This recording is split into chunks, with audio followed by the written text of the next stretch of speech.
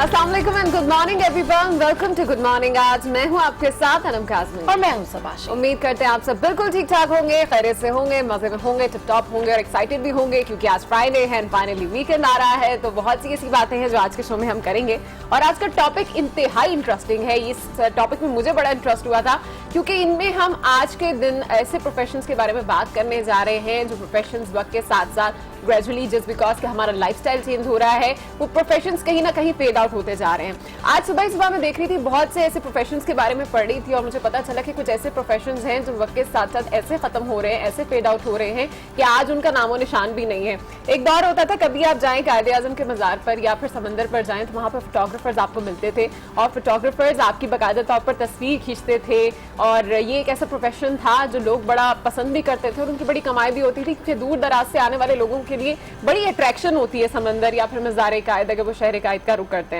इसी तरह के और कुछ 2-3 प्रोफेशंस थे, अब हम देखते हैं कि वो बिल्कुल फेड आउट हो गए हैं। उनमें एक और प्रोफेशन था वो कुम्हार का था जिसमें वो मिट्टी के बर्तन बनाता था और सब कह रहे हैं कि जब गर्मियां आती थी तो मिट्टी के बर्तन में अगर आप पानी भर के रखो, उसको ठंडा करने के लिए रखो तो वो बड़ा जबरदस्त एक आपका काम था जो गर्मियों में स्पेशली जो है वो ज्यादा चलता था। लेकिन आज हम देखते हैं उसकी या तो फ्लावर पॉट्स बन जाते हैं या फिर वो बिल्कुल ही खत्म हो चुका है। आजकल मिट्टी के जो पॉट्स है उसका तो कॉन्सेप्ट बिल्कुल ही खत्म हो गया है। पानी स्टोर करने के लिए लोगों ने कूलर्स का रुख कर लिया है। इसी तरह बहुत सी ऐसी सर्विसेज है जिसमें पहले एक मालिश वाला भी होता था, फिर ऐसी कुछ सर्विसेज हैं जिसमें मोची होता था। लेकिन आज चूंकि हमारा लाइफस्टाइल बदलता जा रहा है तो इस बदलते लाइफस्टाइल के साथ ये प्रोफेशंस भी बदल चुके हैं। आज हम लोग मालिश के लिए स्पाज में जाते हैं, हम लोग कॉलेज में जाते हैं, वहां पर सर्विसेज लेते हैं, बजाय ये कि एक शख्स जो कि दरख्त के नीचे एक दुकान खोल के बैठा होता था और आपकी वो भी करता था, क्या नाम है, शेव बनाता था और इस तरह के भी काम करता था। तो मुख्तलिफ प्रोफेशंस ऐसे थे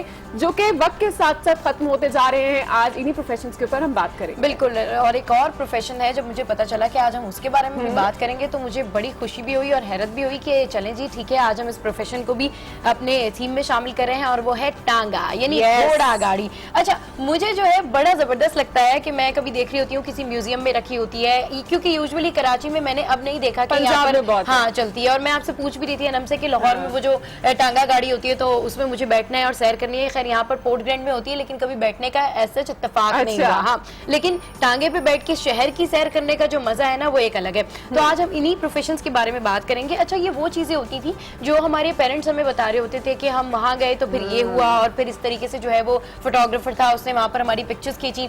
मेरी ये खाला है तो वो बहुत ज्यादा सीव्यू जाती थी तो उन्होंने बताया कि जो उनकी जितनी भी पिक्चर्स थी वो वहां पर मौजूद किसी फोटोग्राफर ने खींची थी और वो बड़ी छोटे साइज की वो फोटोग्राफ्स होती थी। और ये तमाम चीजें जो हैं एक तरीके से देखा जाए तो हमारा असासा होती हैं, यानी कि हिस्ट्री में हम जो कुछ कर चुके हैं उसके वो हम भूलते नहीं जाते हैं बल्कि आज आपको रिवाइव कराते हैं और बहुत सारे लोगों की यादें भी इसी थीम के हवाले से ताज़ा हो जाएंगी। तो मिलवाएंगे इस हवाले से सबसे पहले इस दौर में इस्तेमाल ना होने वाली और माजी के दौर में हर खास व आम की सवारी टांगे वाले से।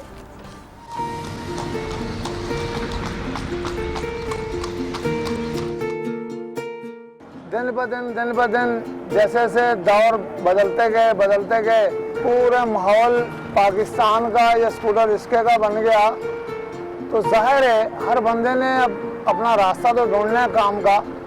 अगर आज हमारी दुनिया मुकम्मल हो इस काम में तो ये गवर्नमेंट की हमारे साथ मदद है। और मिलेंगे मिट्टी के बर्तन बनाने वाले से और जानेंगे कि इस दौर में ये कितने नायाब हैं।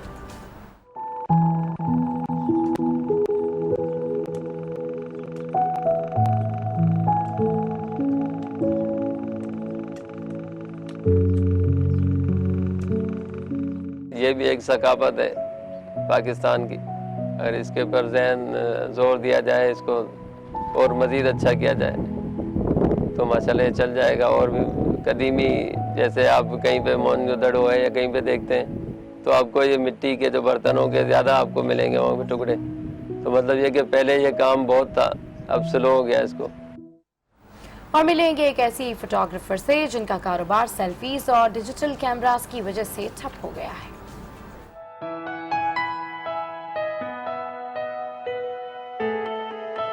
ठीक है जी, पहले हम इधर कायदे आज़म के मज़ार पे जब काम करते थे इतना माशाल्लाह उसका हिसाब किताब था।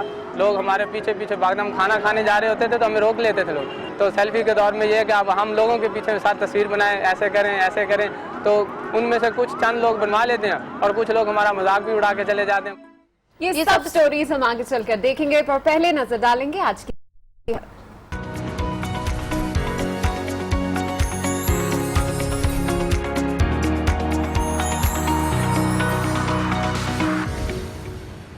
जब कभी मैं और अनम साथ साथ बोलते ना तो एकदम से मुझे हंसी आ जाती है कि ओह ये तो मेरा लिंक नहीं था, ये अनम का था। खैर अच्छा जी, सबसे पहले जो है वो मेरे पास इस वक्त एक्सप्रेस है और एक्सप्रेस की जो मेन लीड है वो है जनाब, लाहौर में लोड शेडिंग के खिलाफ एहतजाजी कैंप, चोरी पकड़ी जा चुकी, अब कोई ताकत नवाज शरीफ को अंजाम से नहीं बचा सकती, ऐसा कहते हैं पीपल्स पार्टी। और पनामा डॉन लीग से नून लीग बच सकती है लेकिन लोड शेडिंग से नहीं। नवाज शरीफ नरेंद्र मोदी और जंदाल से रिश्तेदारी कायम कर रहे हैं, बताएं मुल्क और इदारों के खिलाफ क्या साजिश की, ऐसा कहना है खुर्शीद शाह का। तो हमने देखा कि 4, 5, 6 दिन से यही चल रहा है कि पीपल्स पार्टी की जानिब से कहा जा रहा है कि जी एहतजाजी धरना दिया जाएगा और वो डेफिनेटली दे भी रहे हैं, लेकिन जो तबसरे निगार हैं, जो दूसरे हमारे तजिया निगार हैं, उनका ये कहना है कि ये जो कुछ भी हो रहा है, मतलब पीपल्स पार्टी की जानिब से जो भी एहतजाज की सियासत हो रही है, इसलिए हो रही है कि अब पीपल्स पार्टी को साबित करना है कि वो ज्यादा बेहतर और स्ट्रॉन्ग अपोजिशन है।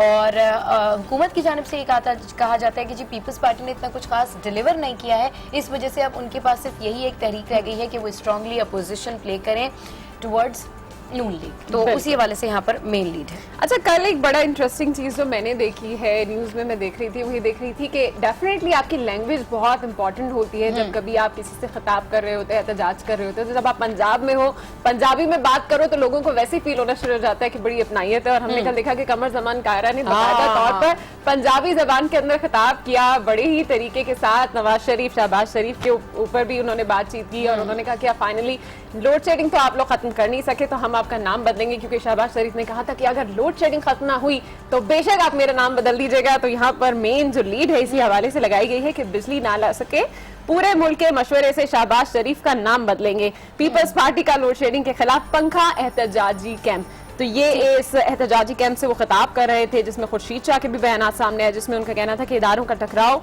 मुल्क, कौम और जमहूरियत के लिए बेहतर नहीं, जबकि नवाज शरीफ पनामा और न्यूज लीग से तो बच सकते हैं लेकिन लोड शेडिंग से नहीं बच सकते। उनके खिलाफ ग्रैंड अलायंस भी बन सकता है। और हम देख रहे हैं कि पंजाब में इस वक्त पूरी तैयारी के साथ पीपल्स पार्टी ने जोर पकड़ा हुआ है और इस तरह के कैंप्स लगाए जा रहे हैं जिसमें एहतजाज किया जा रहा है, लोगों को लोड शेडिंग के खिलाफ बाकायदा तौर पर वर्गलाया जा रहा है। तो ये तो थी जनाब आज की मेन लीड। वर्गलाने की जरूरत है, तमाम अवाम लोड शेडिंग से बड़ी परेशान है ना, लेकिन इस तरह के एहतजाजी कैंप्स के बाद अवाम निकलती है बाहर। जी बिल्कुल।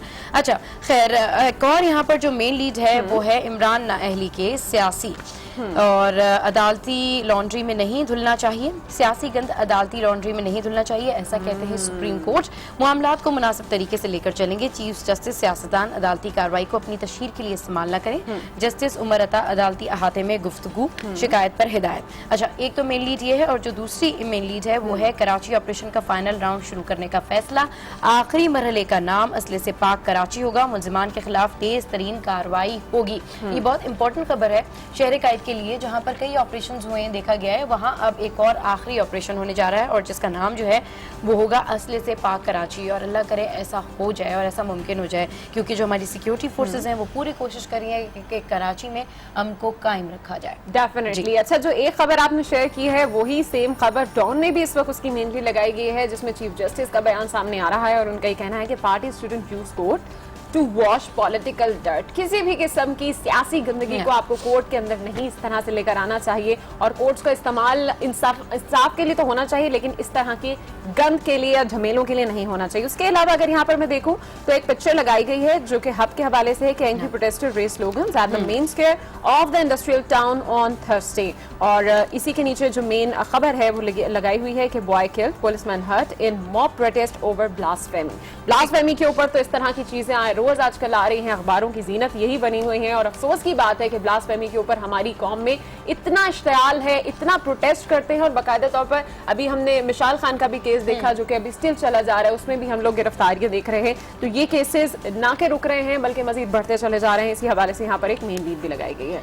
चलें जी आगे बढ़ते हैं और ये खबर जो है वो भारत के हवाले से है। और ऐसा कैसे हो सकता है कि मेरे पास न्यूज़पेपर हो और भारत की खबर ना हो। पता चल जाता है भारत वालों को कि सबने आज न्यूज़पेपर पढ़ना है, खबर लगा दें। खैर, भारत में हिंदू इंतहा पसंदी और अदम बर्दाश्त उरूज पर है और पाकिस्तान की जानिब से बिल्कुल ऐसा कहा जा रहा है। तलबा की जबरी वापसी सिफारती सतह पर उठाने का ऐलान किया गया है। भारत में अदम बर्दाश्त और मजहबी अक़लियतों को हिरासा करना मामूल बन चुका है। भारतीय हुकूमत खामोश तमाशाई बनकर रह गई है। अच्छा, भारत की जानिब से जो भी कोई स्टांस है, अगर मामला देखा जाए कर्नल हबीब साहब का, तो वो भी जो है पाकिस्तान ने तकरीबन सॉर्ट आउट कर दिया है। अब देखते हैं कि भारत का इसके ऊपर क्या स्टांस होता है। और दूसरा ये कि भारत में नरेंद्र मोदी की हुकूमत के बाद जैसे जैसे टाइमली उनकी हुकूमत पास ऑन हो रही है, वैसे वैसे हम देख रहे हैं कि वहां पर मजीद मुसलमानों के साथ तशद्दुद बढ़ता जा रहा है और इवन पाकिस्तान के साथ ताल्लुकात बेहतर करने के बजाय मजीद वो अपने हालात को जो है हमारे साथ में कशीदा बना रहे हैं। आई डोंट नो क्या पॉलिसी, आई डोंट नो वो इतनी जो है वो जबरी सियासत पे क्यों यकीन रखते हैं। तो इस हवाले से यहाँ पर मेन लीड लगी हुई है। अच्छा, जंग की अगर मेन इस वक्त हेडलाइन की मैं बात करूं तो इस वक्त वो खबर है मकबूजा कश्मीर के हवाले से, जहां पर हम देख रहे हैं कि भारतीय फौजी ऑपरेशन काफी हद तक तेज हो चुका है और हजारों एहलकार और हेलीकॉप्टर जो हैं वो इस वक्त हरकत में आ चुके हैं। लेकिन शहरी जो है वो इस बात पर बजिद हैं और एहतजाज भी कर रहे हैं, जबकि काबिज फौजियों पर पथराव भी किया गया और जंगजुओं को जिंदा पकड़ना मुमकिन नहीं, ऐसा कहना है DIG पुलिस का। तो इस वक्त हम देख रहे हैं कि भारतीय फौज ने कश्मीरियों की नाक में तो दम किया हुआ है, लेकिन वहां की आवाम का हौसला जो है वो इंतहाई बुलंद है और बिल्कुल भी पस नहीं हो रहा और वहां पर एहतजाज भी इस वक्त किए जा रहे हैं। चलें जी ठीक है, जल्दी से बिजनेस रिकॉर्डर की कुछ अहम लीड्स में रीड आउट कर देती हूँ। CPEC facing no central provinces bickering, ऐसा कहते हैं SN इकबाल साहब। और butcher of Kabul returns after 20 years. तो ये थी आज की अहम खबरें और अब डेफिनेटली चलेंगे हमारे नुमाइंदगान की जानिब जो मुख्तलिफ शहरों में मौजूद हैं। सबसे पहले बढ़ेंगे हुमा भट्ट की जानिब और हुमा भट्ट से जानते हैं कि लाहौर में आज क्या सियासी और समाजी सरगर्मियां होने जा रही हैं। जी हुमा भट्ट, गुड मॉर्निंग, आज अपडेट कीजिए। Good morning. आज लाहौर में आज एक ही मेन इवेंट है जिसके ऊपर यकीनन नजरें होंगी और वो मेन इवेंट ये है कि खालिद लतीफ़ और शर्जील खान जो है वो आज जो PCB की तरफ से एंटी करप्शन ट्रिब्यूनल है वहाँ पर पेश होंगे, क्योंकि पिछली जमात में उनके खिलाफ जो इल्ज़ामात थे वो PCB की तरफ से आयद किए गए थे वो बताए गए थे। आज जो है वो जवाब दायर करेंगे और आज कभी इम्कान तो यही है कि दोनों खिलाड़ी जो हैं वो पेश नहीं होंगे, बल्कि उनके जो वकला हैं वो आएंगे और जवाब दायर कर देंगे, क्योंकि एंटी करप्शन यूनिट की तरफ से खालिद लतीफ़ को पेशी के लिए दोबारा बुलाया गया है और वो उनके सामने भी पेश होंगे। इसके अलावा अगर लाहौर में इवेंट्स का जिक्र करूं तो लाहौर में इस मेन इवेंट के अलावा लाहौर में सारे के सारे कलरफुल इवेंट्स हैं, क्योंकि आज लाहौर ज़ू में होगा पंजाब यूनिवर्सिटी जो शेर के बच्चे हैं उनको अडॉप्ट करने जा रही हैं और उसके साथ साथ उसकी जो नेमिंग सेरेमनी है वो भी होगी। तो यकीनन वहाँ पर केक काटा जाएगा और स्टूडेंट काफ़ी खुश होंगे और बहुत से बच्चे जो है स्कूल के उनको भी वहाँ पर दावत दी गई है, तो वो भी काफ़ी इंजॉय करेंगे, शेर के बच्चों को देखेंगे और साथ में जो सेल्फीज है उसका जोर भी यकीनन रहेगा। इसके बाद एक और इवेंट है और महकमा सेहत के जो स्टूडेंट्स हैं, जो स्पेशली मेडिकल स्टूडेंट्स हैं, उनकी तरफ से एक इवेंट ऑर्गेनाइज किया गया है और वो है पेंटिंग कंपटीशन का। वो स्टूडेंट जिनके बारे में कहा जाता है कि वो तो डॉक्टर हैं और वो सिर्फ और सिर्फ इलाज करना जानते हैं और जो जिस्मानी जो बीमारियां हैं उनके बारे में बता सकते हैं, वो यहाँ पर अब एक कलरफुल इवेंट करते हुए और आर्ट का जो नमूना है वो पेश करेंगे और उसके लिए आर्ट कंपटीशन होगा और वहाँ पर यकीनन एक अच्छी सी गैदरिंग होगी जिसमें हम लोग देखेंगे कि स्टूडेंट कितने अच्छे तरीके से अपनी जो हिडन सलाहियतें हैं उनको दिखाते हैं। जी ठीक है, बहुत शुक्रिया हुमा भट्ट, आप हमें अपडेट कर रही थी लाहौर से। और जू के हवाले से बताई, मुझे याद पड़ता है कि मैं जब लाहौर में थी तो मैंने भी इस तरह का कोई फंक्शन अटेंड किया था, किसी एक नए जानवर की जू में एंट्री हुई थी और उसके बाद वहाँ पर केक कटिंग सेरेमनी हुई थी। यहाँ पर होता है समटाइम्स यहाँ पर होता है, हाँ कभी कभी होता है, कोई खबर आती है कि कराची के चिड़ियाघर में कोई शेर आया है तो उसको के लिए वेलकम सेरेमनी हो रही है, बट बहुत रेयर है। यूजुअली ये खबर आती है कि जी फला फला शेर था वो मर गया, उसके ऊपर तवज्जो नहीं दी, उसकी खुराक लेकिन लाहौर में इस तरह चिड़ियाघर की इंतजामिया कहती है जी हमें बजट नहीं मिला and so on so on. चले जनाब आगे बढ़ते हैं और मुख्तलिफ शहरों में हम इस्लामाबाद को भी शामिल करते हैं, जहाँ पर मौजूद है हमारे नुमाइंदे फैसल रजा। उनसे जानते हैं कि शहर में आज कौन कौन से इवेंट्स होने जा रहे हैं। जी फैसल, अपडेट कीजिएगा, इस्लामाबाद में आज कौन कौन से इवेंट्स काबिल जिक्र हैं और इस्लामाबाद का मौसम कैसा है? जी बिल्कुल, खुश आमदेद, आपको भी सुबह बखैर। इस्लामाबाद का मौसम बदस्तूर जो है वो बेहतर है, आहिस्ता आहिस्ता जो है वो गर्मी की शिद्दत बढ़ रही है। गुज़श्ता अरसे में मौसम काफ़ी बेहतर रहा है। आज जो अहम तरीन जो है वो इवेंट्स हैं इस्लामाबाद में, उसमें सबसे अहम जो है इस वक्त हम मौजूद है सुप्रीम कोर्ट में, जहाँ पे पानामा फैसले पर अमल दरामद के हवाले से मुश्तरका तहकीकाती कमेटी जो है उसके हवाले से आज जस्टिस एजाज अफजल खान की सरबराही में 3 रुकनी बेंच एक दफ़ा फिर जो है कमरा अदालत नंबर 2 में बैठेगा और आज दूसरी समाअत होगी। इस मौके मौके पर गुज़श्ता समात में जो हुक्म दिया गया था कि SECP और स्टेट बैंक ऑफ पाकिस्तान के जो सरबराहान हैं वो आज खुद हाजिर हों, 18 ग्रेड और उससे सीनियर जो अफसरान हैं उनकी फ़हरिस्तें लेकर, तो आज मुकम्मल फ़हरिस्तें अदालत में जमा होंगी ताकि जो है वो JIT या मुश्तरका तहकीकाती कमेटी जो है उसकी तश्कील के हवाले से हतमी फ़ैसला किया जा सके और इस हवाले से आज जो है वो कोई ना कोई पेशरफ सामने आएगी। इसी के साथ साथ इस्लामाबाद हाई कोर्ट में जो है वो तय्यबा तशद्दुद केस है जो कि इंतहाई अहमियत का हामिल केस है इंसानी हकूक़ और ख़ास तौर पर बच्चों के हकूक़ के हवाले से। कौमी असम्बली की कायमा कमेटी जो है वो सनत व पैदावार का अहम इजलास है जिसमें स्टील मिल की बहाली और छोटे और मुतवसत दरमियाने दर्जे के जो कारोबार हैं उनको CPEC जो है उससे मुंसलिक करने के हवाले से अहम फैसले किए जाएंगे। इसी हवाले से जो है वो सेनेट की कायमा कमेटी मौलियाती तग़य्युरात का भी इजलास है जिसमें इस्लामाबाद में दरख्तों की कटाई, शजरकारी, मारगला की पहाड़ियों पर लगने वाली आग जो है उस पर काबू पाने के हवाले से और 1 अरब की खतीर रकम से महकमा मौसमियात की असर नौ बहाली और इसी के साथ साथ जो है वो कोल फैसल रज़ा अपडेट कर रहे थे, आपका बहुत शुक्रिया। और अब कराची का डेफिनेटली जहां पर हम मौजूद हैं और जान लेते हैं कारोबारी सूरत हाल के हवाले से। इसके लिए हमारे साथ हमारे नुमाइंदे सफदर अब्बास। जी सफदर अब्बास, गुड मॉर्निंग। आज क्या सूरत हाल है, आज कारोबारी हालात क्या हैं स्टॉक मार्केट के? जी बिल्कुल, आज पाकिस्तान से मईशत के हवाले से सबसे बड़ी खबर यही है कि पाकिस्तान स्टॉक एक्सचेंज की एक बार फिर इमर्जिंग मार्केट में शमूलियत जल्द अज जल्द मुतवक्का है जिसका समाकार भरपूर खैर मकदम कर रहे हैं। कल भी पाकिस्तान स्टॉक एक्सचेंज में तकरीबन 700 पॉइंट्स का इजाफा रिकॉर्ड किया गया था। आज भी मार्केट में 2 सेशन होंगे, कारोबार का आगाज हो चुका है।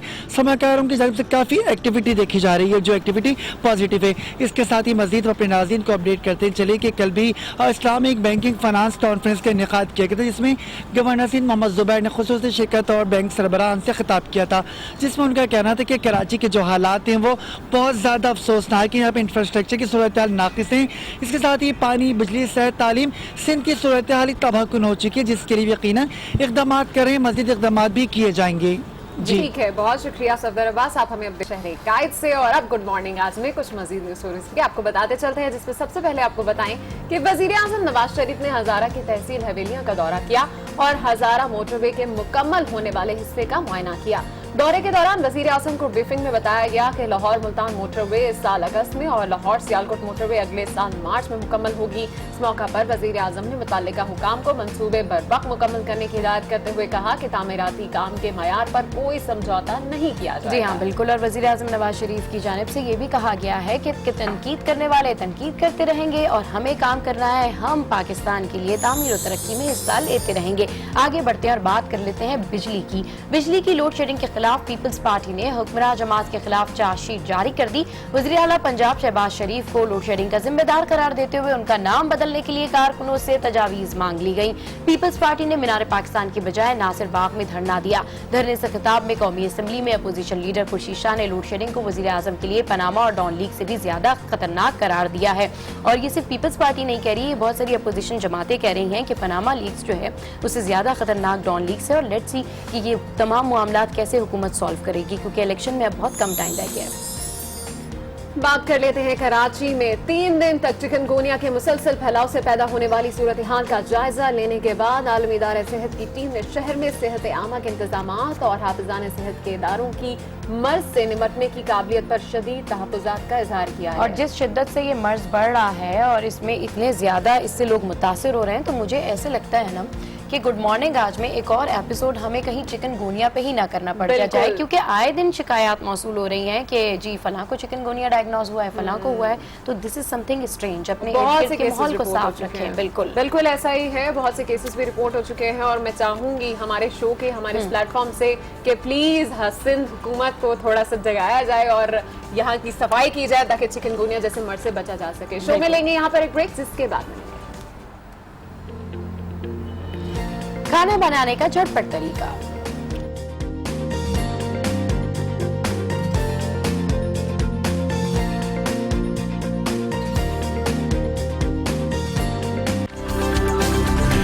चलें जनाब, सीरीज तो एक से बराबर हो गई लेकिन इस वक्त शायकीन बेचारे बहुत अफसरदा है और उनका कहना है कि पहला मैच जीत कर उम्मीद बढ़ाई और दूसरा मैच जीत कर उम्मीद जो है वो आपने घटा दी। खैर आगे बढ़ते हैं और अखबारात के एडिटोरियल में कॉलमिस्ट क्या लिख रहे हैं इस पर नजर डालने के लिए हमारे साथ मौजूद हैं लाहौर स्टूडियो से अनवार हाशमी साहब। अस्सलाम वालेकुम and welcome to good morning. आज वालेकुम अस्सलाम, आपको भी गुड मॉर्निंग। अच्छा, क्या लिख रहे हैं आज एडिटोरियल्स अनवर साहब?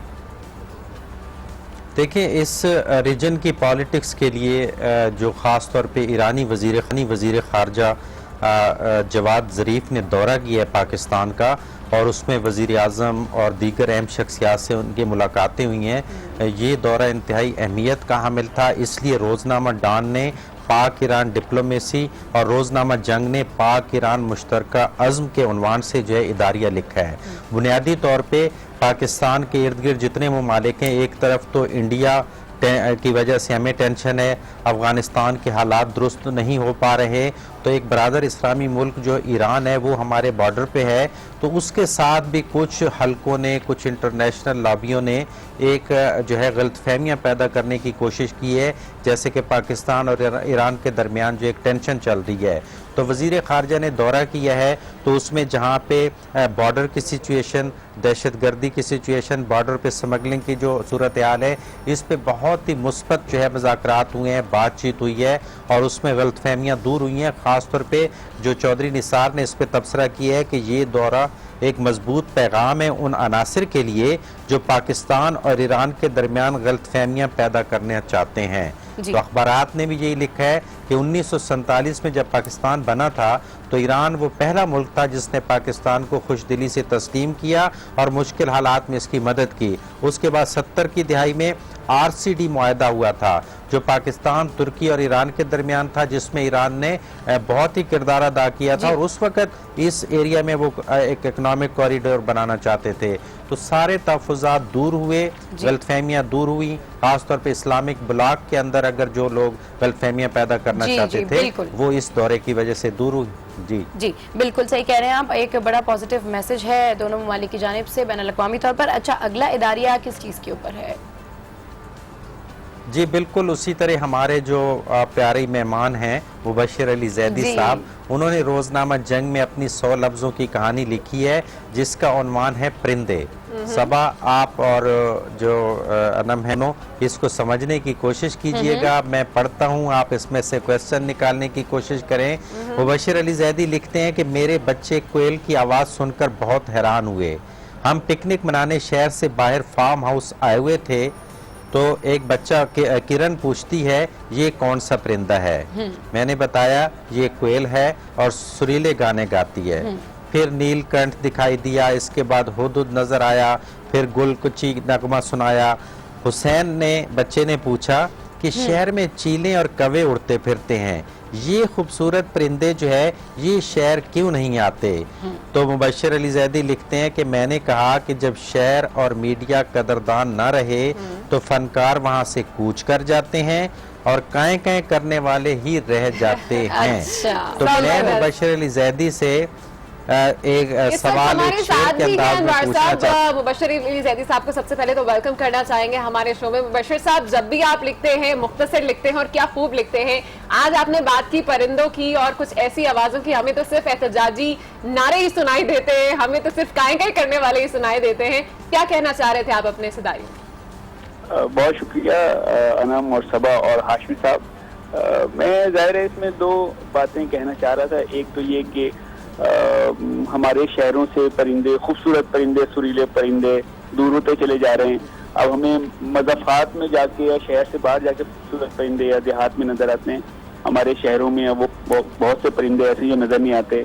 वो चिड़िया जो रोज़ाना मेरे आंगन में आती थी और मेरे घर के दरख्त पर घोंसला बनाती थी, मैंने वो दरख्त ही कटवा दिया है। शहर से दरख्त कम होते जा रहे हैं, आबादी बढ़ती जा रही है और पोल्यूशन बढ़ता जा रहा है, जिसकी वजह से खूबसूरत परिंदे यहाँ से रुखसत हो रहे हैं और सिर्फ चीलें और कौवे और कुछ जंगली कबूतर बस ये नजर आते हैं और शहर में खूबसूरती कम हो रही है, खत्म हो रही है। हमें दरख्त ज्यादा उगाने चाहिए और उनके लिए माहौल बेहतर बनाना चाहिए। दूसरी बात ये कि हमारा जो मीडिया है, हमारा मुआशरा जो है ना, उसमें अब सिर्फ ऐसा लगता है कि सियासतदानों की जगह है या हमारे अब स्क्रीन पे देख लें आपके पहले फनकार नजर आते थे, गुलकार नजर आते थे, अदीब शायर भी नजर आते थे।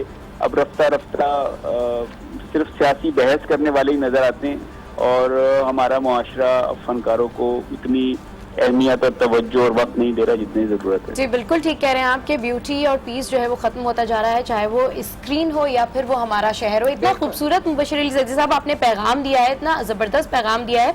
अच्छा, इस हवाले से अनवार हाशमी भी हमारे साथ मौजूद हैं। अनवार साहब, आप कुछ पूछना चाहेंगे? जी बिल्कुल, एक तो ज़ैदी साहब, एक तो इसका एक डायरेक्ट मफहूम हो गया जो आपने बताया है। अगर हालात के तनाजुर में देखा जाए जो मुआशरे के या मुल्क के हालात हैं, तो मैं पूछना चाहूँगा कि जब फनकार हिजरत करना शुरू कर दें और कुतुब खाने जो है वीरान हो जाएं, तो हम क्या पैगाम लेंगे? इसका पैगाम हम ये लेंगे कि मुआशरे से इल्म उड़ जाएगा, फनकार की अगर फन की कदर अगर खत्म हो जाएगी तो लोग फिर यहाँ से चले जाएंगे। फिर दहशत गर्दी या इंतहा पसंदी अगर बढ़ रही है तो हमें कोई शिकवा नहीं करना चाहिए। हमारे अपने फनकार मजबूर हैं कि वो पड़ोसी मुल्कों में या कहीं दूर जाकर अपने फन का मुजाहरा करें। हमारे अदीब शायर हैं, अगर वो घुटन के माहौल में रहेंगे, वो अपने इजहार नहीं कर पाएंगे, उन्हें इजहार के मौके नहीं मिलेंगे, तो जाहिर है फिर क्या होगा। फिर उन लोगों को जिनका बयानिया इंतहा पसंदी से जुड़ा हुआ है, वही उन्हें अपनी बात कहने का मौका मिलेगा।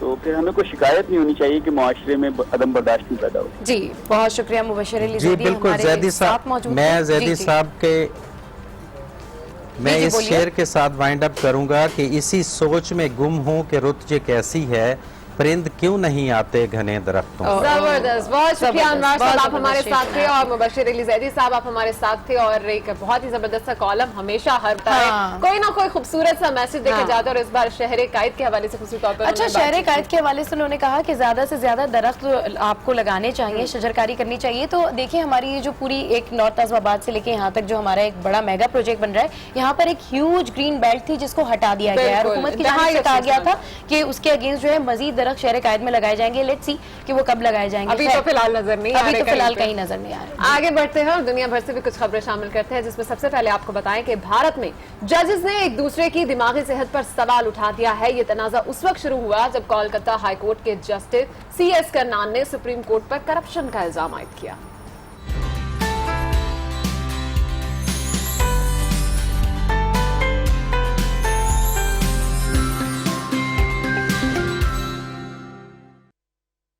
भारत में कोलकाता हाईकोर्ट के जज जस्टिस CS कर्नान ने 23 जनवरी को भारतीय वजीर आजम को एक खत लिखा, जिसमें सुप्रीम कोर्ट के जजेस पर करप्शन के इल्जामात आयद किए गए। सुप्रीम कोर्ट के चीफ जस्टिस समेत 7 रुकनी बेंच ने जस्टिस कर्नान का दिमागी टेस्ट कराने का हुक्म दिया। साथ ही ये भी कहा कि ये टेस्ट सरकारी अस्पताल में कराया जाए। सुप्रीम कोर्ट ने यह ऑर्डर भी जारी किया कि 8 के बाद से जस्टिस कर्नान के किसी हुक्मनामे पर अमल ना किया जाए। जस्टिस कर्नान ने भी 7 जजेस के नफ्सियाती टेस्ट का हुक्म दे डाला।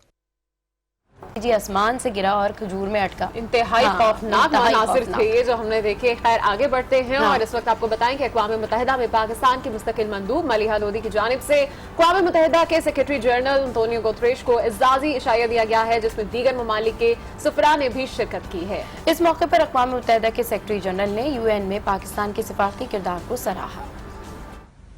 यूनाइटेड नेशंस के सेक्रेटरी जनरल एंटोनियो गुटेरेस के एजाज़ में मैंने एक अशाया दिया, जिस पे कि ना सिर्फ वो तशरीफ़ लेके आए, उसके अलावा बैनुल अक़वामी सतह पे जो अहम मुल्क हैं यूनाइटेड नेशंस में, जिनके नुमाइंदे हैं, यहाँ एम्बेसडर्स हैं, वो भी बड़ी तादाद में आए। और सेक्रेटरी जनरल ने पाकिस्तान की जो इंगेजमेंट है यूनाइटेड नेशंस में, उसको सराहा, और he expressed warm sentiments towards Pakistan.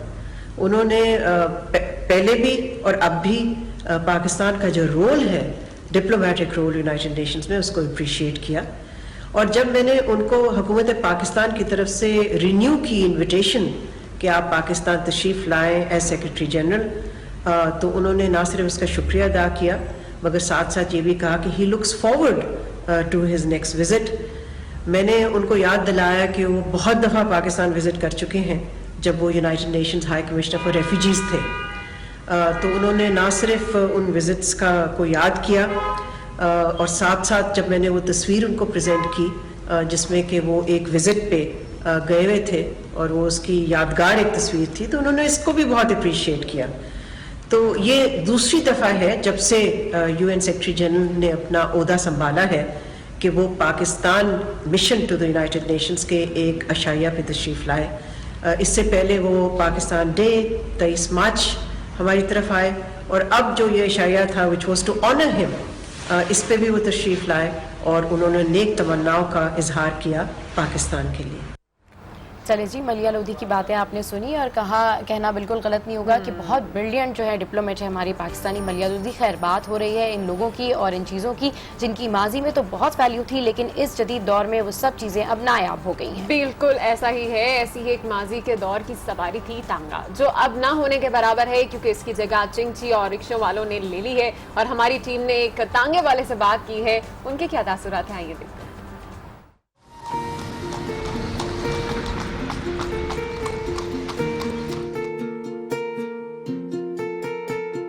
जनाब, मेरा नाम है ज़रीफ खान और तकरीबन टांगा चलाने के 30 साल हो गए। 2 रुपये सवारी का टाइम था, उस टाइम से चलाना शुरू किया। ली मार्केट से सवारी बिठा रहे थे, बिहार कॉलोनी चौक पर उतारते थे और टांगे में 6 सवारियां बैठती हैं, 12 रुपये में हम लेकर आते थे। फिर करते करते 3 रुपये सवारी हुई, फिर 4 रुपये सवारी हुई, फिर 5 रुपये सवारी हुई।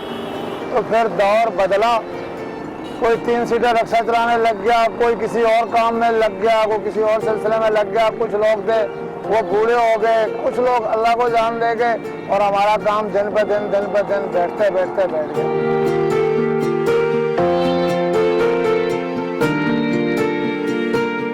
जो घोड़ों का काम अभी तक नहीं छोड़ा, सिर्फ ये है कि चिंची रिक्शे की वजह से हमें बैठना पड़ गया घर पे।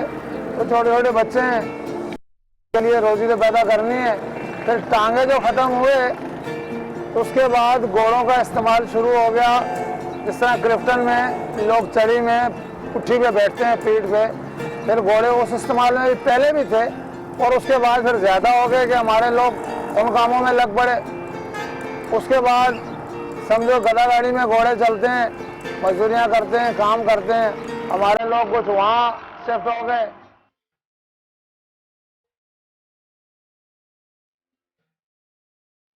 कोई वकील है, अगर सिटी कोर्ट अदालत जा रहा है, वो सुबह शाम के हमारे पैसेंजर थे। तकरीबन हर जो महकमे हैं उनके अफसरान, तकरीबन अगर उनके पास गाड़ी अपनी नहीं है, उनकी सुबह शाम की सवारी हमारे साथ थी।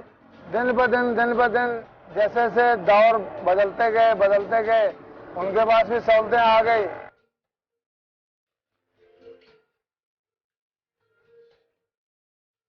पूरा माहौल पाकिस्तान का या स्कूटर रिक्शे का बन गया, तो जाहिर है हर बंदे ने अब अपना रास्ता तो ढूंढना है काम का।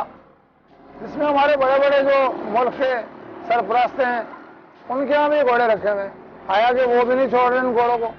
सिर्फ और सिर्फ मसला ये है कि जो लोग काम करने वाले थे वो बिखर गए। अगर आज हमारी दुनिया मुकम्मल हो इस काम में, तो ये गवर्नमेंट की हमारे साथ मदद है कि भाई अपने आप टांगे चलाओ, अपने अड्डे काबू करो, अपने अड्डों पे जाना निज़ाम चालू करो।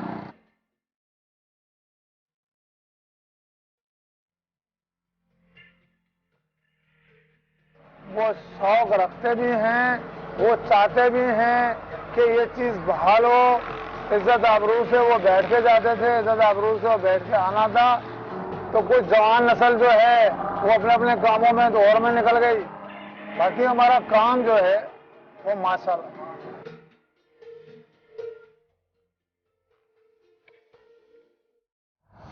तो आपने सुनी टांगे वाले की बात और कितना ज़्यादा वो रेगुलेट कर रहे थे कि पहले इस तरह होता था, लेकिन अब जो है हुकूमत ध्यान ही नहीं देती। और वाकई अगर हुकूमत ध्यान दे तो मुल्क से बेरोज़गारी ख़त्म करने में काफ़ी हद तक मदद मिलेगी।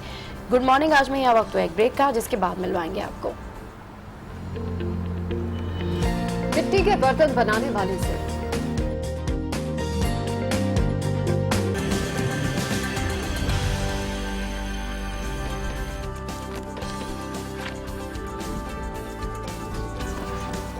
तो जनाब एक बार फिर से आपको शो में खुशामदीद कहेंगे और बड़ी ही मजेदार खाने पीने की चटपटी बातें हो रही है और खाने पीने की आसपास बहुत सी चीजें हमारे पास आ चुकी हैं। इन सब पर तो बात करेंगे, लेकिन यहाँ पर एक अहम खबर से भी आपको आगाह करें कि चमन के सरहदी इलाके में अफगान बॉर्डर पुलिस ने एफसी के दस्तों पर बिलाश्तियाल फायरिंग की है, जबकि तर्जुमान पाक फौज के मुताबिक एफसी के दस्ते मर्दमशुमारी अमले की सिक्योरिटी पर तैनात थे। जी हाँ, इंतहाई अफसोसनाक खबर है। अफगान बॉर्डर पुलिस की फायरिंग से एक शख्स शहीद हुआ है। इस हवाले से मजीद तफसीलात जानते हैं आज न्यूज के नुमाइंदे फैसल रजा से। जी फैसल रजा, ताज़ा तरीन सूरत हाल से अपडेट कीजिए। जी बिल्कुल, अब से कुछ देर कम जो है वो DGISPR major general Asif Ghafoor ने जो फराम किए, उनके मुताबिक अफगान सरहदी पुलिस की जारियत जो है वो सामने आई है और सरहद पार से FC पर हमला किया गया है। ये चमन का सरहदी इलाका है जहाँ से अब भी जो है फायरिंग का सिलसिला जारी है। अफगान सरहदी पुलिस ने मर्दमशुमारी टीम और इनकी सिक्योरिटी पर मामूर FC एहलकारों को निशाना बनाया। अफगान सरहदी पुलिस की इस इश्तियाल अंगेजी में जो है एक शख्स शहीद हुआ है, 18 शहरी और 4 FC एहलकार जख्मी हुए हैं। गुज़श्ता माह की 30 अप्रैल से जो है वो अफगान सरहदी पुलिस मर्दमशुमारी करने वाली जो टीमें हैं उनकी रास्ते में मुसलसल रुकावटें डाल रही है और ये फायरिंग का सिलसिला जो है वक्फे से जारी है। अफगान सरहदी पुलिस के रवैये के बायस जो है वो चमन के जो सरहदी अतराफ हैं उनके जो देहात हैं कली लुकमान और कली जहांगीर में मुश्किलात काफी बढ़ गई हैं। अफगान सरहदी पुलिस को कबल वक्त जो है इन तमाम सूरत-ए-हाल से आगाह किया गया था कि मर्दमशुमारी का आगाज होना है और सफारती और फौजी सतह पर भी अफगानिस्तान को मर्दमशुमारी से मुतल्लिक़ मुकम्मल आगाही फराम की गई थी, लेकिन अफगानिस्तान ने इस पर अमल करने के बजाय सिक्योरिटी यकीनी बनाने के बजाय जो है वो अब FC एहलकारों पर मुसलसल फायरिंग का सिलसिला जारी रखे हुए हैं। और DGISPR का कहना है कि चमन के सरहदी इलाके में मुसलसल जो है वो अफगान सरहदी पुलिस की जानिब से फायरिंग का सिलसिला जारी है और आखिरी खबरें आने तक जो है वो जो ये सरहदी इलाका है चमन का, यहाँ पे सूरत हाल काफी कशीदा पाई गई। जी फैसल रजा अपडेट कर रहे थे, आपका बहुत शुक्रिया। अफगान बॉर्डर पुलिस की सरहदी इलाके में फायरिंग का सिलसिला जारी है और इस हवाले से हम आपको अपडेट करते रहेंगे। बिल्कुल, और आपको ये भी बताते चलें कि एहलकार मर्दमशुमारी अमले की सिक्योरिटी पर तैनात थे। तर्जुमान पाक फौज का ऐसा कहना है, जबकि अफगान बॉर्डर पर यह वाक़या पेश आया है। और एक और यहाँ पर आपको एक ताज़ा खबर देंगे जहाँ पर चमन में अफगान फोर्सेस की फायरिंग से जख्मी होने वाला एक जख्मी शहरी दम तोड़ गया है। शहीद शहरियों की तादाद 2 हो चुकी है। तफसीलात जानते हैं आज न्यूज़ के नुमाइंदे असगर अचकजई से। जी असगर, तफसीलात से आगाह कीजिएगा। जी ये अभी तकरीबन 4 बजे से जो फायरिंग का तबादला शुरू हुआ है पाक अफगान सरहद पर, अब तक से जो अस्पताल जरा है उनके मुताबिक इसमें 3 हलाकतें हुए हैं, इसमें एक खातून भी शामिल है, तकरीबन 17 जख्मी हैं और मजीद जख्मियों को भी लाया जा रहा है जरा के मुताबिक। और पाक अफगान सरहद पर सिक्योरिटी भी अलर्ट है और वहाँ जो जो जो 2 जगह थे, जो 2 मकामात है, 2 गाँव थे, किली जहांगीर और किली लुकमान, वहाँ जो मुतनाज़ा था उस पर भी जो फोर्सेज हैं उन्होंने कंट्रोल संभाल लिया है और वहाँ पर जो लोग थे उनको वहाँ से निकाल दिया गया है, महफूज मकामात मुंतकिल कर दिए गए हैं। जी ठीक है, असगर अचक से अपडेट करे थे, आपका बहुत शुक्रिया। तो जनाब ये अफसोसनाक वाक़या पेश आया जबकि अफगानिस्तान की तरफ से कहा भी जा रहा था कि सिक्योरिटी के इंतजाम किए जाएंगे, पाकिस्तान का साथ दिया जाएगा, लेकिन उसके बावजूद भी इस तरह के वाक़यात पेश आ रहे हैं जो कि इंतहाई अफसोसनाक है। इस हवाले से मजीद भी आपको वक्तन फवक्तन अपडेट करते रहेंगे। आगे बढ़ते हैं और आज हम बात करें कुछ ऐसे प्रोफेशंस की जो वक्त के साथ साथ फेड आउट हो चुके हैं। इसी हवाले से हमारे साथ मौजूद है स्टूडियोज में ड्रामा राइटर खुर्रम जमाल साहब, और आप 7 साल से डबिंग से भी वाबस्ता हैं। उनसे कुछ बात करते हैं और यही सब जानेंगे। अस्सलाम वालेकुम and welcome to good morning. वालेकुम सलाम, अल्लाह करम, आप लोग कैसे हैं? बिल्कुल ठीक ठाक, good to see you here sir. आप राइटर भी हैं, कंटेंट हेड भी हैं और इतने अरसे से इस फील्ड से वाबस्ता हैं और इतना सारा काम कर रहे हैं। आज जो हमारी थीम है ओवरऑल वो है जो चीज़ें फेड आउट हो गई हैं, जैसे कि टांगा है, मिट्टी के बर्तन हैं, या बहुत सारी ऐसी चीज़ें जो पहले बड़ी इन्हेंसिव होती थी लेकिन अब वो नहीं नज़र आती या कहीं कहीं नज़र आती हैं। आप क्या कहेंगे इस सारी सूरत हाल? देखिए, ये हमारी तहजीब के वो गोशे हैं जो कि अब गुम होते जा रहे हैं वक्त की गर्द में, और ये हम लोगों का काम है, मीडिया से वाबस्ता लोगों का, कि हम तहजीब के इन गोशों को जो वक्त की गर्द में गुम हो रहे हैं हम कुछ अरसे बाद ज़रूर लोगों को दिखाते रहें ताकि लोगों को ये आगाही हो कि हमारी तहजीब के कैसे कैसे खूबसूरत हिस्से थे जो अब हमारे दरमियान नहीं हैं। अच्छा, वक्त का ये अमल है, सारी दुनिया में है और ये अज़ल से और अब तक होता रहेगा कि कुछ चीज़ें फेड आउट हो जाती हैं और कुछ नई चीज़ें उनकी जगह ले लेती हैं, जिसकी वजह टेक्नोलॉजी भी होती है और एवोल्यूशन वक्त के साथ साथ होता है। और ये एक पॉजिटिव बात भी है, लेकिन उस पॉजिटिव अमल के दौरान हमें अपनी अच्छाइयों को छोड़ नहीं देना चाहिए। तो तांगे के हवाले से, तांगा जो है हमारी तहजीब का एक बहुत खूबसूरत हिस्सा था और तांगे की मॉडिफाइड फॉर्म्स जैसे बग्घी होती थी जो कि खुसूसी इवेंट्स पर लोग VIP अभी भी लोग शादियों में और बग्घी शादियों में यूज अभी भी की जाती है। लेकिन जाहिर है कि वो एक अमूमी तौर पर अब हमारी तहजीब का हिस्सा लेकिन नहीं है। अंदरूने सिंध या अंदरूने पंजाब की अगर आप बात करें, वहाँ पर कुछ जगहों पे शायद अभी भी ये चीज़ बाकी है। जैसे कि लाहौर की अगर बात करें तो अंदरून लाहौर में मैंने देखा है कि वहाँ पर कुछ जगहों पे अभी भी तांगा मौजूद है। लेकिन ओवरऑल शहर से ये सब चीज़ें तो हट चुकी हैं, लेकिन इनकी सौगात या इनकी रिप्लेसमेंट हमारे पास जो चिंगची रिक्शाज आई है, मेरे ख्याल उन्होंने ज़िंदगी को मज़ीद अजीरन भी कर दिया है। अच्छा, एज बीइंग अ राइटर, एक राइटर के लिए मेरा ख्याल है इस सकाफत का जिंदा रहना बड़ा ज़रूरी है। जब आप लिखते हैं, जब आप कोई तहरीर करना चाह रहे होते हैं, तो ये सकाफती चीज़ें ही होती हैं जो उसको एक मज़ीद नया फ्लेवर दे सकती हैं। आपको क्या लगता है, आपके नज़दीक इन तमाम चीज़ों का फेड आउट होना, अगर आपको इसको एक तहरीरी शक्ल देना हो या कोई एक मौजू इसके ऊपर लिखना हो, तो वो क्या होगा? देखिए, ये गुलदस्ता है। जब हम गुलदस्ता बनाते हैं तो उसमें एक या दो रंगों के पत्ते, उसमें तरह तरह के फूल होते हैं जिनकी अपनी खुशबू भी है अलग, जिनका अपना टेक्सचर भी अलग है, जिनकी शक्ल भी अलग है और उनके रंग भी अलग है। तो हमारे इस तहजीबी गुलदस्ते से बहुत सारे फूल गिर के झड़ चुके हैं, जिनको हमें दोबारा कोशिश करनी चाहिए कि इस गुलदस्ते में लगाएं और उसे खूबसूरत बनाएं। अच्छा, एक बहुत सारी ऐसी चीज़ें होती हैं जो मीडिया पे तो लोगों को शायद मालूम है, लेकिन आम लोग इसको अब भूल चुके हैं। हमारी तहजीब में एक शख्स होता था, उसको कहते थे कलईगर जी। अगर आप लोगों को याद हो तो गलियों में फेरी लगाने वाले जो आते थे उनमें कलईगर एक बहुत अहम आदमी होता था, और वो इसलिए होता था कि घरों में जो बर्तन इस्तेमाल होते थे और वक्त के साथ साथ धात के बर्तन, ये मिट्टी के बर्तनों के बाद के एरा की बात है, तो वो धात के बर्तन जब वक्त के साथ साथ मैले या गंदे हो जाते थे और उनकी पॉलिश उतर जाती थी, तो महीने 2 महीने बाद एक फेरी वाला चक्कर लगाता था गलियों में, जिसको कलईगर कहते थे, निकल पॉलिशिंग करने वाला। और वो आता था और वो वहीं गली में अपना डेरा लगाता था, अपना सामान सेट करता था, और उस मोहल्ले या गली के जितने लोग होते थे वो अपने अपने बर्तन देते थे और वो उनको कलई करके बिल्कुल चमका के दोबारा से नया कर देता था, जैसे आप अभी दुकान से खरीद के लाए हो उनको। सही। तो वो कलईगर भी हमारी तहजीब का एक बहुत अहम हिस्सा था।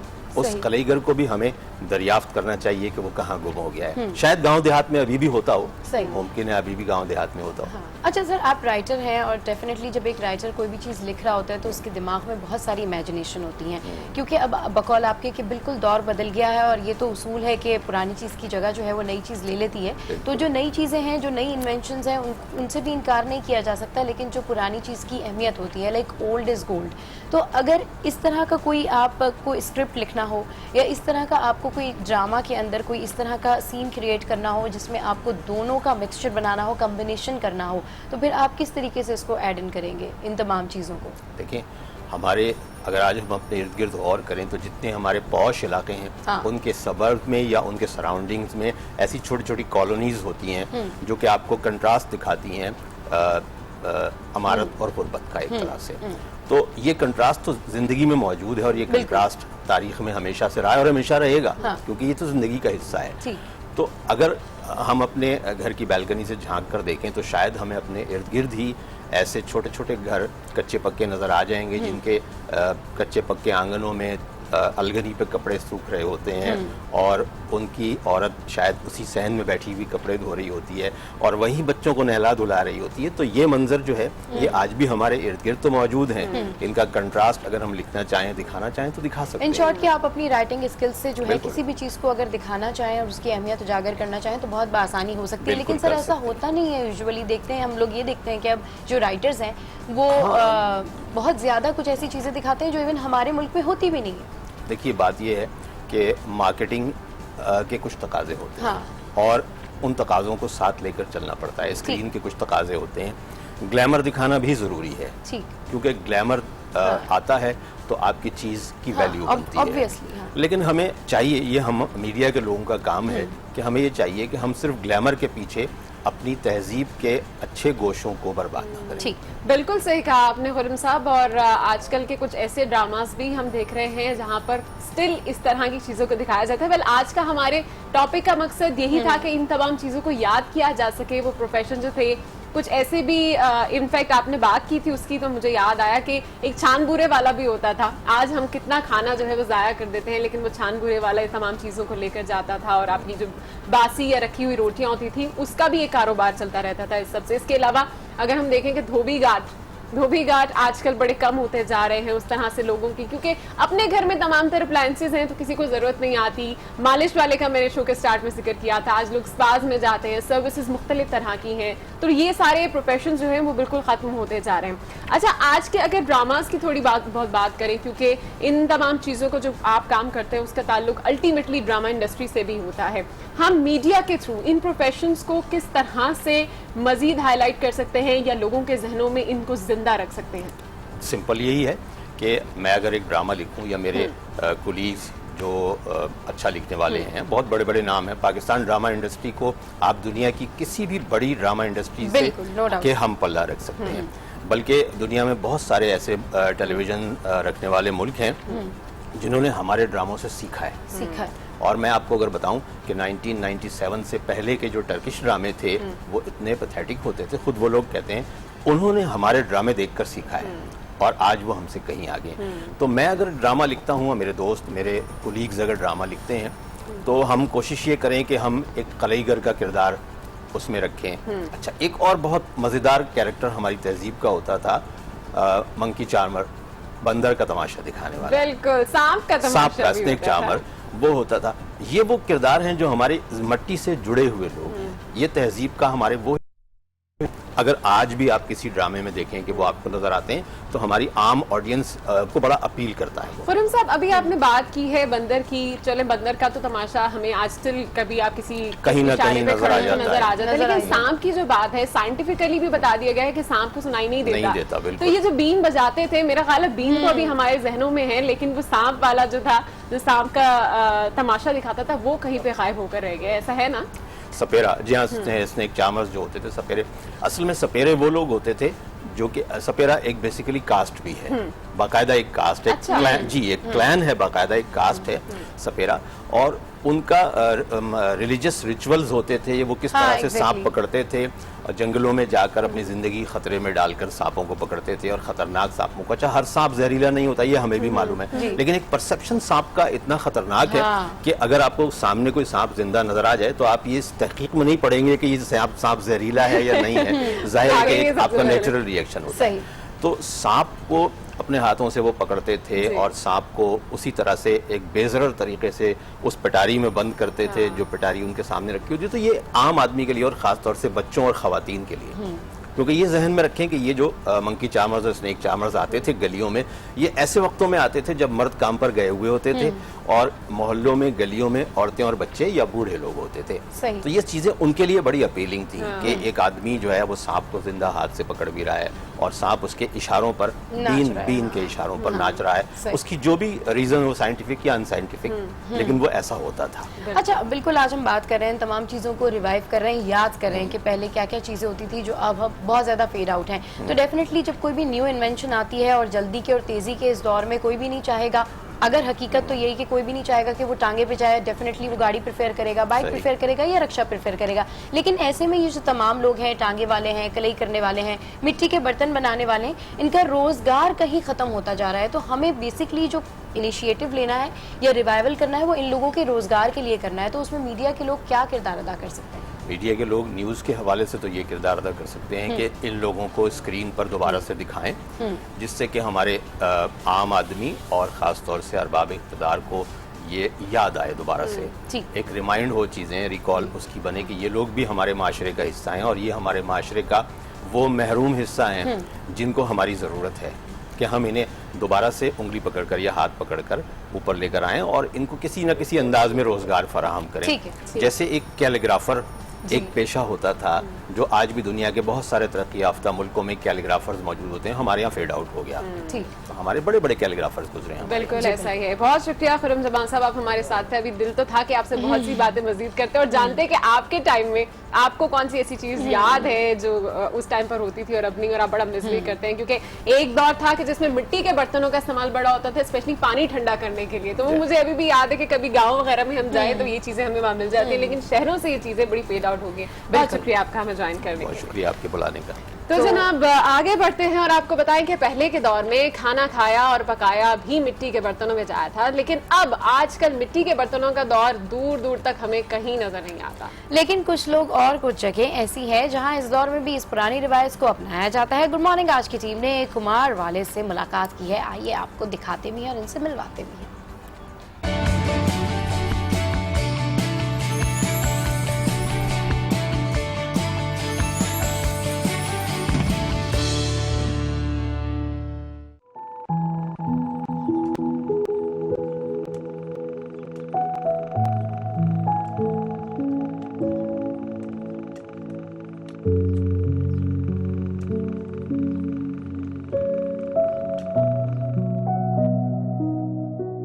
मेरा नाम मोहम्मद अली है।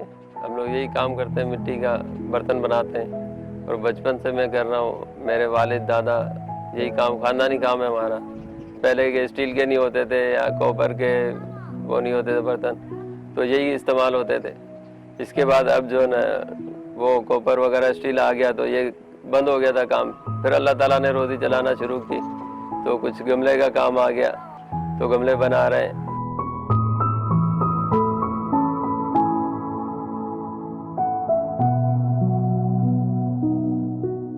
पहले ये कि मिट्टी लाते हैं, उसको फिर भिगोते हैं, फिर उसको फिल्टर करके और फिर उसको जमा करते हैं, फिर उसको गूंदना पड़ता है आटे की तरह। गूंद के फिर जो है ना उसको चक्की पे लाते हैं, फिर इसका पीस तैयार होता है। फिर उसको जो है ना धूप में सुखाया जाता है। सुखाने के बाद फिर इसको पकाया जाता है भट्टी के अंदर। इसको धूप चाहिए और हवा, दोनों इसको चाहिए। अगर इसको धूप और हवा नहीं मिलेगी तो फिर काम हमारा बंद हो जाता है।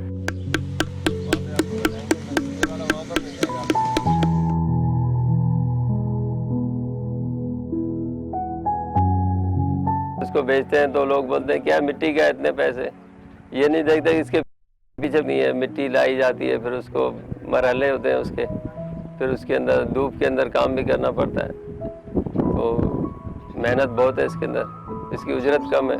जैसे कि धूप में रखते हैं, कोई फट जाता है, कोई भट्टी में उठाते हुए टूटता है, कोई भट्टी में टूट जाता है, और कभी और बारिश आ जाती है कि पूरी हफ्ते की या 15 दिन का जो काम होता है वो पूरा का पूरा जो ना बारिश से वो पानी लगने से ख़राब हो जाता है। तो नुकसान तो इसमें होता है। ये भी एक सकाफत है पाकिस्तान की। अगर इसके पर ज़हन जोर दिया जाए, इसको और मज़ीद अच्छा किया जाए तो माशाल्लाह ये चल जाएगा। और भी कदीमी, जैसे आप कहीं पे मोहनजोदड़ो है या कहीं पे देखते हैं तो आपको ये मिट्टी के जो बर्तनों के ज़्यादा आपको मिलेंगे वहाँ पे टुकड़े। तो मतलब ये कि पहले ये काम बहुत था, अब स्लो हो गया इसको। अगर ये दोबारा इसको लिया जाए, इस्तेमाल किया जाए तो काफ़ी लोगों की जो है ना उससे लेबर है, इनकी भी रोज़ी चल जाएगी और ये जो पुरानी सकाफत है ये भी चलती रहेगी।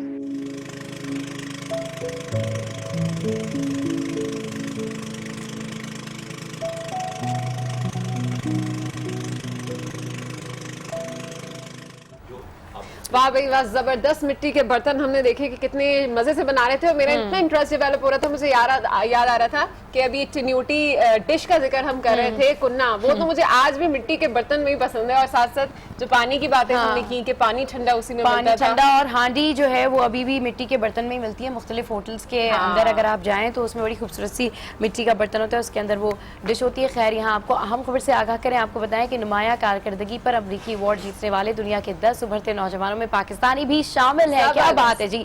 सिंध के राजकुमार ने अमन काविशों पर पहली बार अमेरिका का 10 यंग इमर्जिंग लीडर्स अवार्ड जीत लिया है। आपको इस आम खबर से अपडेट कर रहे हैं, इंतहाई खुशी की खबर है ये। इसी हवाले से मजीद तफसीलात जानते हैं आज न्यूज के नुमाइंदे आसिम सिद्दीकी से।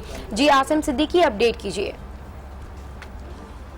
जी बिल्कुल, जैसा कि आपने कहा कि राजकुमार ने यहाँ पर भी पाकिस्तान का नाम रोशन किया है और स्टेट डिपार्टमेंट अवार्ड सेरेमनी हुई है और पहला पाकिस्तानी नौजवान है राजकुमार जिसने ये अवार्ड हासिल किया है। 10 मुल्कों के लोग यहाँ पर आए हुए थे, जिनके एम्बेसडर भी उनके साथ थे और तालियों की गूंज में जो है राजकुमार ने ये अवार्ड हासिल किया है, जो कि उन्होंने पाकिस्तान के अंदर, सिंध के अंदर मुख्तलिफ प्रोजेक्ट पे काम किया है, जिसकी बुनियाद पर उनको ये अवार्ड दिया गया है। जी, डिपार्टमेंट ने ये अवार्ड ऑर्गेनाइज किया था। जी अच्छा, ये बताइएगा कि ये जो हमारे नौजवान हैं राजकुमार, इन्होंने किस चीज में नुमाया कारकर्दगी दिखाई थी, इनकी स्पेशलिटी क्या है आसिम? इन्होंने सिंध के अंदर जो है वो मुख्तलिफ प्रोजेक्ट्स पे काम किया था और मुख्तलिफ मज़ाहिब के लोगों को जो है एक प्लेटफॉर्म पे जमा किया था और जिसमें मुख्तलिफ मजहब से ताल्लुक़ रखने वाले लोग थे, उनको एक प्लेटफॉर्म पे लेकर आए थे। तालीम के ऊपर उन्होंने काफ़ी काम, तकरीबन 5 के करीब ऐसे प्रोजेक्ट है जिसपे स्टेट डिपार्टमेंट ने इनको जो है ये अवार्ड जो है नॉमिनेट किया और ये इनको मिला। अच्छा आसिम, ये भी बताएगा कि और दीगर कौन कौन से ममालिक से लोग यहाँ पर आए थे? और डेफिनेटली राजकुमार ने तो पाकिस्तान का नाम रोशन किया ही है, पाकिस्तान का नाम उभर कर दुनिया के सामने आया है, लेकिन दूसरे कौन कौन से ममालिक इसमें शामिल थे? जी, इसमें श्रीलंका थे, अफगानिस्तान था, अल जजीरा था, गुआटेमाला था, ताजिकिस्तान था, वियतनाम था और दूसरे ममालिक शामिल थे। ठीक है, आसिम सिद्दीकी अपडेट कर रहे थे, आपका बहुत शुक्रिया। और पाकिस्तान से लोग ऐसे ही नाम रोशन करते रहते हैं तो बड़ी खुशी होती है। Proud to be Pakistani. चले जनाब, शो में लेते हैं यहाँ पर एक ब्रेक, जिसके बाद मिलेंगे फोटोग्राफर्स से।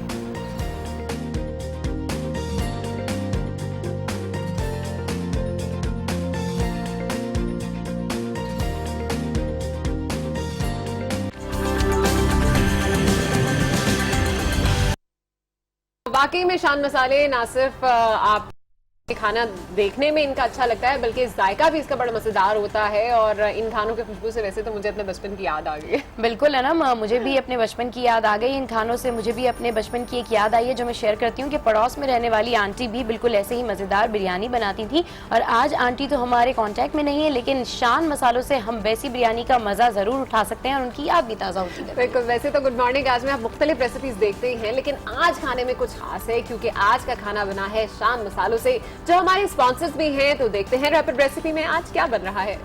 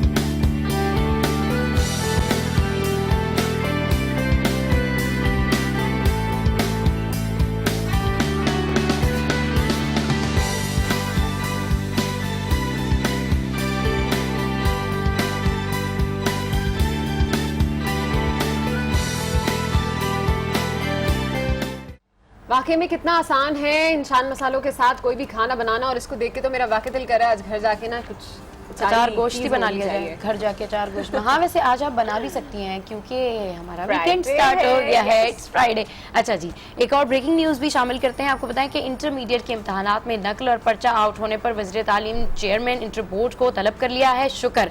पर्चे कैसे आउट हो रहे हैं उनका ऐसा कहना है। इसी हवाले से हमने रब्ता किया है अपने नुमाइंदे कफील अहमद से। जी कफील, फाइनली इकदाम किए जा रहे हैं अब इंटर बोर्ड की जानिब से, तफसीलात से आगाह कीजिए।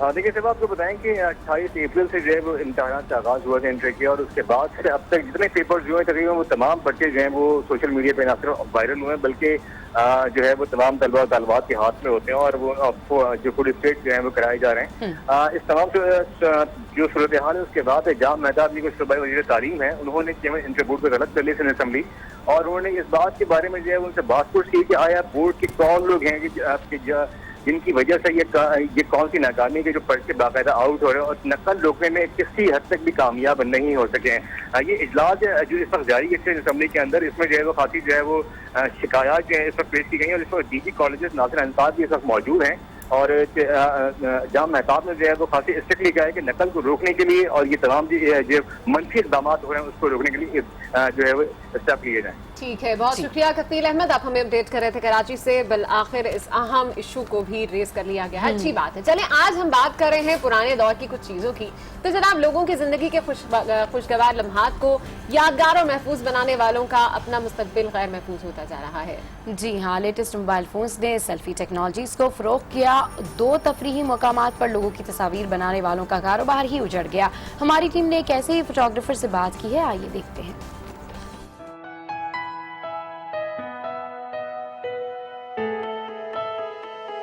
मेरा नाम अब्दुर्रऊफ है, यहाँ पर कायदे आज़म के मज़ार पे मैं फ़ोटोग्राफी करता हूँ जी। ठीक है जी, पहले हम इधर कायदे आज़म के मज़ार पे जब काम करते थे तो उस वक्त बहुत अच्छा रिस्पांस था। जब नया कायदे आज़म का मज़ार बना था तो उसके अंदर ये था कि हम कट रोल बनाते थे, 8 फोटो का एक रोल होता था।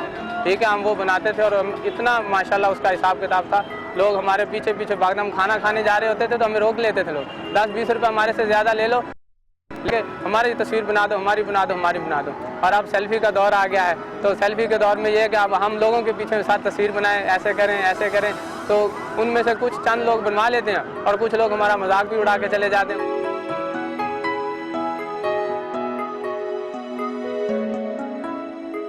पहले लोगों को बहुत शौक होता था फोटोग्राफी का, क्योंकि इतना इसकी तरफ इतना रुझान नहीं था, फोटोग्राफी इतनी ऑन नहीं थी। ऑन से मुराद ये है कि सिर्फ स्टूडियो के अंदर फोटोग्राफी थी, इक्का दुक्का फोटोग्राफर मिलते थे आउटडोर जगहों पे। ठीक है, आते लोग बड़े शौक से, कैमरे होते नहीं थे, लोगों को कैमरे चलाने नहीं आते थे। बाज़ औक़ात ऐसा होता था, लोग आते थे, यार ये हमारे कैमरे के अंदर ना फिल्म रोल डाल दो, उनको रोल नहीं डालना आता था, यार ये सेल डाल देना, यार ये कैसे चलेगा, ये बताना, ये फ्लैश ऑन नहीं हो रही। तो उस वक्त लोगों के अंदर जो है ना एक बहुत अच्छा सा रिस्पॉन्स था और बड़ी एक फोटोग्राफर की बड़ी इज्जत होती थी। पहले ये तरीक़ेकार था कि हम ना कट रोल बना लेते, 8 फोटो का एक रोल होता था, खींचा और अगले को दे दिया, वो खुद जाके प्रिंट करवा लेते। या हमारे पास पोलोराइड कैमरे होते थे, पोलोराइड से कैमरे से फोटो खींचा और वो जो नीचे से निकल आता था 1-1.5 मिनट में साफ हो जाता, तो वो दे देते। पहले भी था और अब भी लोग जो बनवाते हैं ना तस्वीर, वो कह रहे हैं कि हम तस्वीर आपसे इसलिए बनवा रहे हैं कि हमारा जो है ना एक यादगार कायदे आज़म के मज़ार के ऊपर जो है ना, तो उस मामले में ये था कि लोग आके हमें कहते हैं कि यार ये एक यादगार है, फिर पता नहीं हम कराची आए या ना आए। अंदरून सिंध से भी लोग आते हैं, बलोचिस्तान से आते हैं, तो मुख्तलिफ जगहों से लोग आते हैं। ठीक है ना, तो वो हमारे से ऐसा कहते हैं कि भाई हमारे लिए जो है ना अच्छे फ़ोटो बना दो।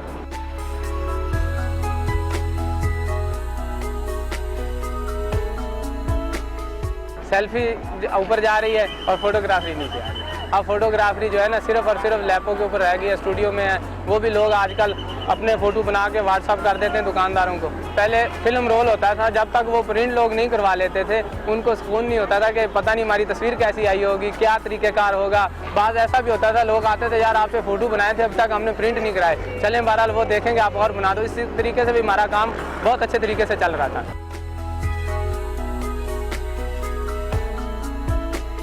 आखिर हम भी धूप में घूमते हैं, इधर उधर घूमते हैं, ठीक है ना, बहुत हमें आवाम परेशान करती है। बाज़ दफ़ा ऐसे होता है कि बहुत हमारे साथ बदतमीज़ी कर जाती है। इंसान है, आखिर गर्मी में घूमते हैं, हमारे से भी 19-20 हो सकती है, लेकिन ये कि हमारा आवाम से ये रिक्वेस्ट है कि हमारे साथ जो है ना फ़ोटो बिल्कुल वो कोई मसला नहीं, बनाए या ना बनाए अपनी वो है, लेकिन ये है कि हमारे साथ जब बदसलूकी ना करें।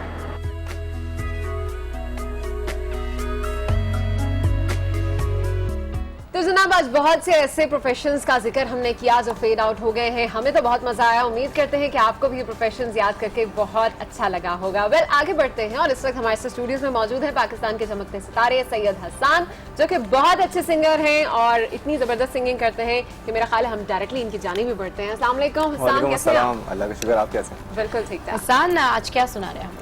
आज मैं सुना रहा हूँ अली जफर, चल दिल मेरे। चल दिल मेरे छोड़ ये फेरे, ये दुनिया झूठी लोग लुटेरे। चल दिल मेरे छोड़ ये फेरे, ये दुनिया झूठी लोग लुटेरे। दौलत पुजारी हुस्न व्यापारी, वादों के कच्चे हवस हमारी। दौलत पुजारी हुस्न व्यापारी, वादों के कच्चे हवस हमारी। चल दिल मेरे छोड़ ये फेरे, ये दुनिया झूठी लोग लुटेरे। चल दिल मेरे छोड़ ये फेरे, ये दुनिया झूठी लोग लुटेरे। अपनी कहानी रो रो सुनानी, हमसे ना होगी ऐसी नादानी। अपनी कहानी रो रो सुनानी, हमसे ना होगी ऐसी नादानी। चल दिल मेरे छोड़ ये फेरे, ये दुनिया झूठी लोग लुटेरे। बहुत अच्छा लगा, आपने बड़े मजे से और एंजॉय करके इस गाने को गाया और मुझे ऐसा लग रहा था कि हमारे दिल की बात, हमारी मॉर्निंग भी थोड़ी रिफ्रेशिंग हो गई है। अच्छा ये बताएं कि आप इतनी अच्छी सिंगिंग करते हैं तो आप इसको प्रोफेशनली आगे लेके चलेंगे और अभी आपने कहाँ कहाँ परफॉर्म किया है? बिल्कुल, अभी शौकिया स्टार्ट किया था मैंने स्कूल लाइफ से, लेकिन अब प्रोफेशन ही बनता जा रहा है। पैशन था तो प्रोफेशन में कन्वर्ट हो रहा है। तो अच्छी बात है कि जिस चीज पे मेहनत कर रहे हैं वो प्रोफेशन भी बन रहा है। नेक्स्ट सॉन्ग कौन सा? दूरे दूरे दूरे सही जाए ना, सही जाए ना, सही ना, सही जाए ना। खामोशियाँ ये सहना सकूं, आवाज दे के मुझे तू दे जा सुकूं। ये खामोशियाँ ये सहना सकूं, आवाज दे के मुझे तू दे जा सुकूं।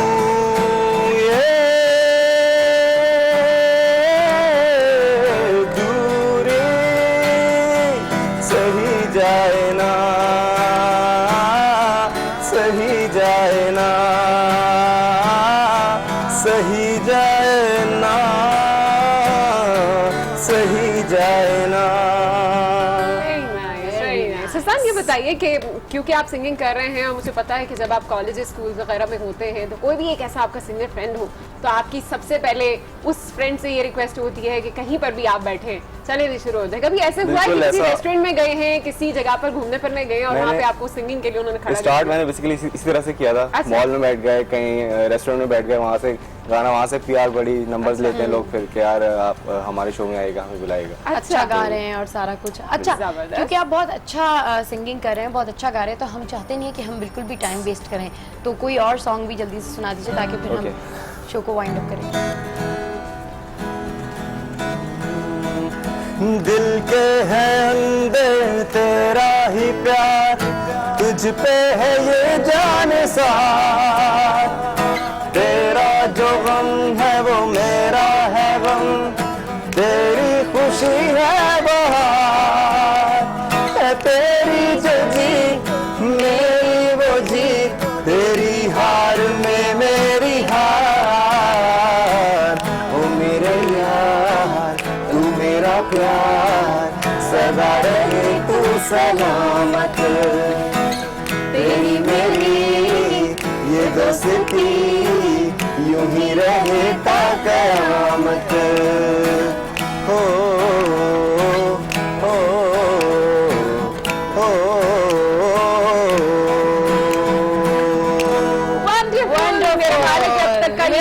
सॉन्ग आपने गाया, बिल्कुल हाँ। कि मुझे बिल्कुल ऐसी फील आ रही थी कि जैसे पता नहीं कहाँ पहुंच गए हैं हम। Thank you so much for joining us, बहुत एंटरटेन आपने किया एंड इसी तरह से हम चाहेंगे कि आप लोगों को एंटरटेन करते रहेंगे। तो जनाब इस तरह का खास चैलेंज आपकी है और आप भी सीट पर आना चाहते हैं तो जरूर अपनी कहानी हमें बताएं हमारी सोशल मीडिया साइट्स पर। इंशाल्लाह नेक्स्ट वीक आपसे मुलाकात होगी कुछ नए मेहमानों और कुछ नए टॉपिक्स के साथ। बिल्कुल ऐसे ही हंसते रहिए, मुस्कुराते रहिए और देखना मत भूलिए कीप वॉचिंग गुड मॉर्निंग आज।